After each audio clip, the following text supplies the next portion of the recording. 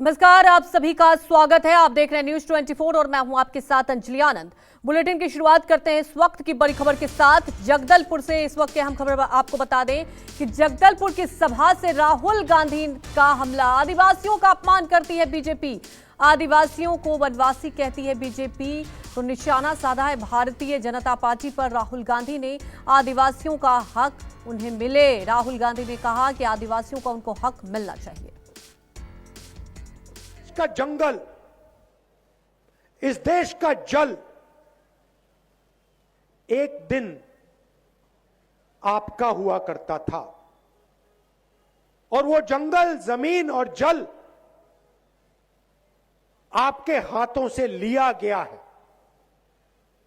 आदिवासी शब्द का यह मतलब है और इसलिए बीजेपी इस शब्द को प्रयोग नहीं करना चाहते, क्योंकि अगर बीजेपी इस शब्द का प्रयोग करेंगे तो बीजेपी को आपका जल, आपका जंगल और आपकी जमीन आपको वापस देनी पड़ेगी।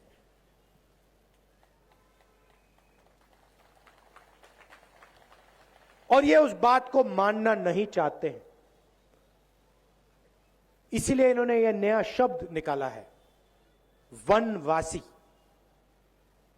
वो लोग जो जंगल में रहते हैं, जानवर जैसे जंगल में रहते हैं। ये शब्द आदिवासियों का अपमान है। इस शब्द को कांग्रेस पार्टी कभी नहीं स्वीकार कर सकती है। हमने आदिवासी शब्द, आदिवासियों के लिए हमने क्या किया? ट्राइबल बिल लाए, पेसा का कानून लाए, जमीन अधिग्रहण बिल लाए और उसमें हमने साफ लिखा था कि जब तक आदिवासियों के गांव की ग्राम सभा इजाजत नहीं देगी तब तक कोई भी आदिवासियों की जमीन नहीं ले सकता है। और इसी बीच बड़ी खबर आपको बता दें, ईडी के खुलासे पर पीएम मोदी का बघेल पर वार। दुबई में बैठे लोगों से बघेल के क्या संबंध है? प्रधानमंत्री नरेंद्र मोदी ने यह निशाना साधा है। कांग्रेस के रिपोर्ट कार्ड में कई घोटाले शामिल हैं। छत्तीसगढ़ के सीएम भूपेश बघेल का मोदी पर पलटवार। देश की जनता बीजेपी का पर्दाफाश करेगी।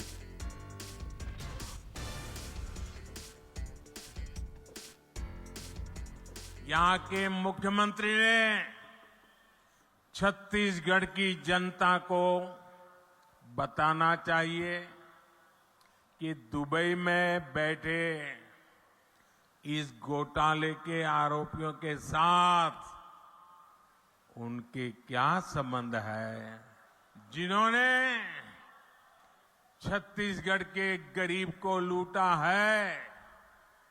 उस पर कार्रवाई होके रहेगी, उससे पाई पाई का हिसाब लिया जाएगा। मेरे परिवारजनों, छत्तीसगढ़ की भ्रष्ट सरकार ने एक के बाद एक घोटाले करके आपका विश्वास तोड़ा है। छत्तीसगढ़ महतारी का अपमान किया है। पीएससी घोटाले और महादेव ऐप घोटाला तो चर्चा में है ही। कांग्रेस सरकार के रिपोर्ट कार्ड में घोटालों की कमी नहीं है। अभी ये प्रधानमंत्री जी कहें दुबई के लोगों से क्या संबंध है, मैं आपसे पूछना चाहता हूं दुबई के लोगों से आपके क्या संबंध है? क्यों लुक आउट सर्कुलर जारी होने के बाद उसकी गिरफ्तारी नहीं हो रही है? ये गिरफ्तारी करने की जिम्मेदारी भारत सरकार की है। क्यों उसकी गिरफ्तारी नहीं हुई? क्यों महादेव ऐप बंद नहीं हुआ? बंद करने की जिम्मेदारी भारत सरकार की है। मैं प्रधानमंत्री से पूछता हूं कि आपके क्या डील हुए हैं, आपके लोगों के साथ क्या डील हुआ है? और डील नहीं हुआ तो फिर बंद क्यों नहीं करते? और बंद नहीं कर रहे इसका मतलब आपने डील कर लिया है। तभी वो मेल करता है। मेल की ऑथेंटिसिटी क्या है? उस मेल की विश्वसनीयता क्या है? कोई भी किसी के नाम से मेल कर देगा। तभी यह है कि आनंद फानन में आप नाम रख रहे हो, इसका मतलब ये है कि आप मुझे बदनाम करके, मतलब सबसे ज्यादा डरा हुआ भारतीय जनता पार्टी मेरे से डरा हुआ है, और इसका कारण से वो आरोप लगा के मुझे बदनाम करना चाहते हैं। और महादेव बंद क्यों नहीं हो रहा है, लगातार चल रहा है। इसका मतलब ये है कि आपके संबंध है प्रधानमंत्री जी, आपकी पार्टी के लोगों के संबंध है, और आपके लोगों के द्वारा लेन देन हुआ है, इस कारण से उनके खिलाफ कार्रवाई नहीं हो रही है, मेरा सीधा आरोप है, और उसके कारण से हमको बदनाम कर रहे हैं। तो ईडी के दावों पर कांग्रेस का पलटवार, जांच एजेंसियों का दुरुपयोग हो रहा है, बघेल को टारगेट किया जा रहा है। वहीं केसी वेणुगोपाल ने बीजेपी जनता का पर्दाफाश करेगी ये कहा है, तो कांग्रेस की तरफ से निशाना साधा गया है। और पिछले कुछ दिनों में आप देख रहे हैं, पढ़ रहे हैं, छत्तीसगढ़ में भी ये दुरुपयोग भारी मात्रा में की जा रही है। ये प्रतिशोध की राजनीति है और इसलिए अपनाया जा रहा है क्योंकि बीजेपी की हार बिल्कुल निश्चित है। इन दोनों राज्यों में भरोसा बरकरार है, फिर से कांग्रेस सरकार है। They have only one target: to damage the image of the Chief Minister of Chhattisgarh and to damage the image of Chief Minister of Rajasthan. They are continuously targeting Bhupesh Baghel, who is coming from the grassroots level and become one of the most popular Chief Minister of this country. एक प्रकार से तो अच्छा किया कि BJP और सरकार ने ये मुद्दा लिया, क्योंकि इस मुद्दे के विषय में जो हमने आपको अभी बताया है, 1.5 साल पुराना छत्तीसगढ़ का मुद्दा है। छत्तीसगढ़ सरकार ने इन्वेस्टिगेट किया है, इतने अरेस्ट और जब्त और छापे किए हैं। मुख्यमंत्री ने आज से 3 महीने पहले प्रेस कॉन्फ्रेंस ली है। स्मृति ईरानी जी, एक सिटिंग मंत्री को वो तथ्य पता है जो न चार्जशीट में है न FIR में है। ये सब अच्छी बात है, क्योंकि इससे हम जनता जनार्दन के सामने उनका पर्दाफाश कर पा रहे हैं। तो जो चीज़ को आप समझते हैं कि आक्रमण उनके बारे में, वो उनको खुद को एक्सपोज करता है। और ये जो वोटिंग आने वाली है 4-5 दिन में, इसमें आपको इसका सीधा प्रभाव मालूम पड़ेगा, क्योंकि लोग इस झूठ कार्यालय को समझ गए। तो वहीं ईडी के दावे पर स्मृति ईरानी का बयान आया है, सत्ता में रहकर छत्तीसगढ़ में बड़ा खेला हुआ है। बघेल को चुनाव खर्च के लिए पैसा दिया गया। शुभम सोनी के आदेश पर असीम दास ने पैसा पहुंचाया है। असीम दास ने कबूला सीएम बघेल को पैसा दिया जाए।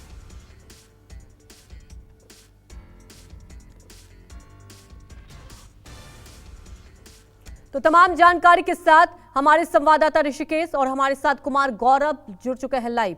सबसे पहले कुमार गौरव, देखिए समझने वाली बात यह है कि ईडी के खुलासे पर अलग अलग आरोप लगाए जा रहे हैं। अब एक तरफ आपने देखा कि प्रधानमंत्री मोदी ने निशाना साधा, तो दूसरी तरफ बघेल कह रहे हैं कि आखिर बंद क्यों नहीं किया।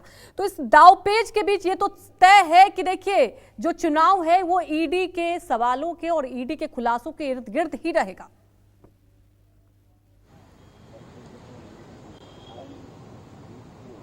जी कुमार गौरव, देखिए बिल्कुल, सबसे पहले मैं आपको बताऊं कि प्रधानमंत्री ने आज घोटाले का जो आरोप लगाया है, एक बार मैं आपको पढ़ के सुना देता हूं कि प्रधानमंत्री ने क्या क्या आरोप लगाए हैं।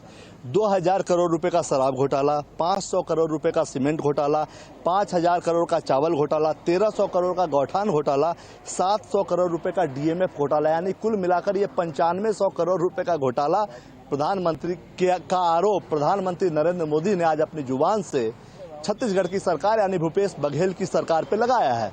रिसेंट जो 1 दिन के अंदर जो चल रहा है लगातार मामला, वो है महादेव ऐप में, यानी बेटिंग ऐप जो है उसका घोटाला। उसमें ये आरोप लगाया गया ईडी की तरफ से कि 506 या 8 करोड़ रुपए भूपेश बघेल को, जो आरोपी हैं, जो ये ऐप चलाता है, छत्तीसगढ़ के ही नागरिक हैं, उन्होंने दिया है। तो जाहिर तौर पे पूरा का पूरा कल बीजेपी ने एक बड़ा घोषणा पत्र जारी किया था छत्तीसगढ़ के लिए, आपको बताऊं, और उसमें सबसे बड़ा तेंदुपत्ता और धान जो दो बड़ा मुद्दा है, उस पर बड़े बोनस का और बड़ी राशि खर्च करने की बात बीजेपी ने अपने मैनिफेस्टो में कहा है। लेकिन आज जब उसी के ठीक अगले दिन जब सभा हुई तो प्रधानमंत्री करप्शन पे शिफ्ट हो गए और उन्होंने ये आरोप लगाया कि ये तमाम 9500 करोड़ का घोटाला है और ये भी आरोप लगाया है कि आपको याद होगा इससे पहले कर्नाटक की सरकार, कर्नाटक का चुनाव हुआ था, वहां 40% करप्शन का आरोप कांग्रेस ने बीजेपी पे चस्पा किया था। आज प्रधानमंत्री ने खुद 30%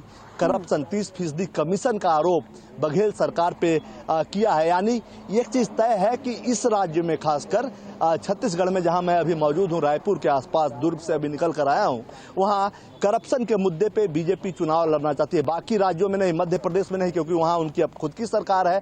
यहाँ चूंकि अपोजिशन की सरकार है तो प्रधानमंत्री पूरे मामले को करप्शन के ऊपर ले जाना चाहते हैं। और महादेव ऐप का जो हुआ है, उसका जो ईडी ने प्रेस रिलीज जारी किया है, उस पर भी कई काउंटर हैं।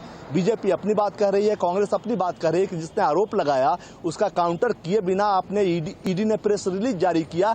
ईडी एक ऐसी एजेंसी है जिसको कांग्रेस आरोप लगा रही है कि चुनाव के समय अगर भाजपा कमजोर पड़ती है तो कांग्रेस के सामने बीजेपी प्लस ईडी आ जाती है। तो ये आरोप प्रत्यारोप का दौर है और जाहिर तौर पे इसमें कोई दो राय नहीं है कि छत्तीसगढ़ में एक मजबूत चेहरे के तौर पे भूपेश बघेल सामने है। कई वायदे भी कांग्रेस ने, कई गारंटियां भी दी है। वहीं भाजपा ने, और यही वजह है कुमार गौरव कि देखिए कांग्रेस यही कह रही है कि जब चुनाव में, क्योंकि हरा नहीं सकते इसलिए ऐसे दावे किए जा रहे हैं। और हमारे साथ ऋषिकेश भी जुड़े। ऋषिकेश, देखिए महादेव बुक ऐप की अगर बात की जाए, एक तरफ ईडी ने तमाम खुलासे किए तो दूसरी तरफ आप ये देख रहे हैं भूपेश बघेल का ये कहना है कि आखिर इस ऐप को बंद क्यों नहीं किया, उन्होंने सीधे पलटवार कर दिया है प्रधानमंत्री मोदी पर।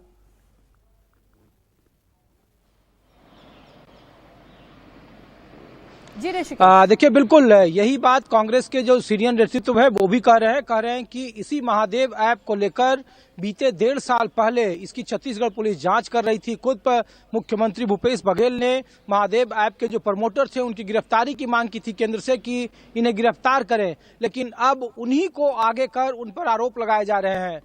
तो जो दुबई का कनेक्शन पूछा जा रहा है उस पर कांग्रेस ने पलटवार किया। ठीक है ऋषिकेश, आपके पास आएंगे, सीधे रुक